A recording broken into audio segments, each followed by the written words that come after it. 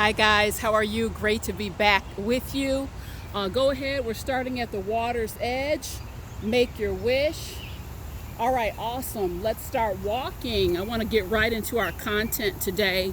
Very important message for you today. I want to talk about the link between mental health, poor mental health, and shame-based living. A lot of folks, you would see a substantial improvement in your mental health if you were not living a shame-based living. So let's get into this. I know a man who is deeply in love with his boyfriend, and he is riddled with depression and ulcers because he's doing his level best to keep his truth away from his family, basically living a double life. I know a lady who 20 plus years in a full-blown affair.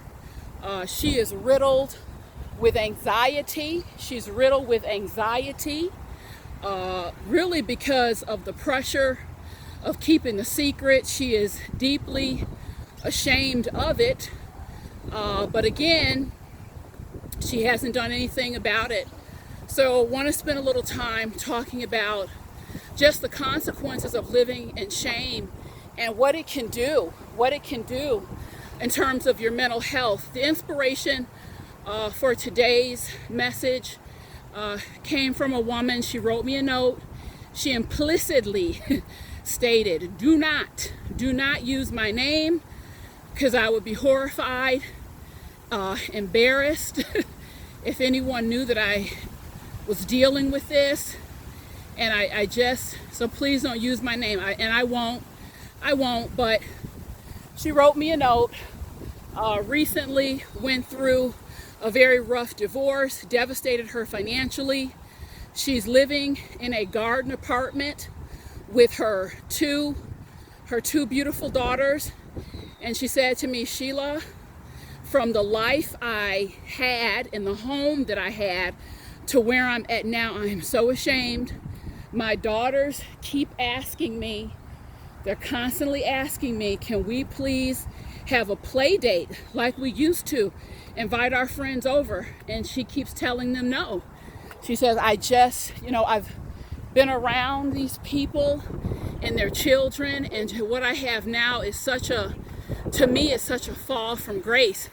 And I want to know, am I wrong to want to hold off inviting people over until I have something that I'm proud of, something that's going to be better than where I'm at now? I'll answer that question in just a minute, but the question really struck me, made me think about a friend of mine who literally this friend, hey Jackie, she watches the channel. She lives in on an estate. We're gonna call it what it is. If you get lost in the house, on the property multiple times, that's an estate. Absolutely gorgeous. I do not. I live in a comfy, cozy little cottage style home here on the East Coast. And we laugh all the time. We get together and say, do we want to have lunch at the estate or at the cottage? And we chuckle and we trade off, get together, have a wonderful time. My point in sharing is this: real people do not care about that stuff. Real people do not care, folks. That's not what life is all about. And to answer your question, I don't think it's right. You ask me questions, I'm gonna give you my personal opinion. I don't think it's right what you're doing, primarily because what you're doing is you're living shame-based, and you're training your girls into shame, quite frankly. You're training these girls into shame. There's lots of micro messages in what you're doing. One message is what we have is not good enough, and it's not acceptable, and we're gonna come here, close the door, and hide from everyone. The secondary message there is, in order for people to accept you, who and what you are and what you have, it's got to look a certain way and be a certain way. All those girls want to do All they want to do is play some darn Barbie dolls with their friends. This is you projecting onto them. Now, as far as what you used to have and what people used to see, let me tell you something. If people cannot understand transition and change and going through something, those aren't your people. Those aren't your people. If you're saying these were your friends, they're going to come and have a cup of coffee. You can bake some cookies, sandwiches, whatever. Kick your heels up and enjoy. Anything other than that is not reality based in the first place. And if they can't appreciate that, get off your team. Get off your team. So folks, my message today is very simple. I feel that we come here to access and to live out our best selves in the highest and most divine manner. You cannot do that. You cannot do that when you are stuck in shame-based living. To me, it's a one-step process. Don't run away from your shame. Go inside of it and ask, what are you here to liberate me from? Whether it's you're ashamed of a relationship, what aspect of that relationship do you need to liberate? Maybe it's coming out into the light of day. Maybe it's a different message. I need to cultivate my confidence so I can live out loud. So shame always carries a message. It always carries a message, guys.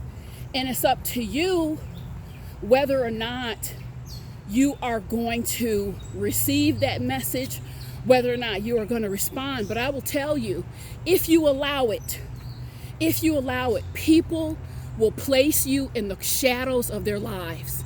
And that's where you will live. You will mess around and live in the shadow of your own life. What kind of life is that?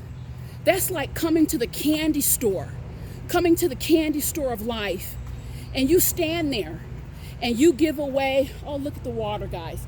You give away all the licorice, the malt balls, the chocolate covered pecans, and you didn't have any for yourself. You forgot about yourself. You know, I have to say, I don't think that we come here and we are number one all the time.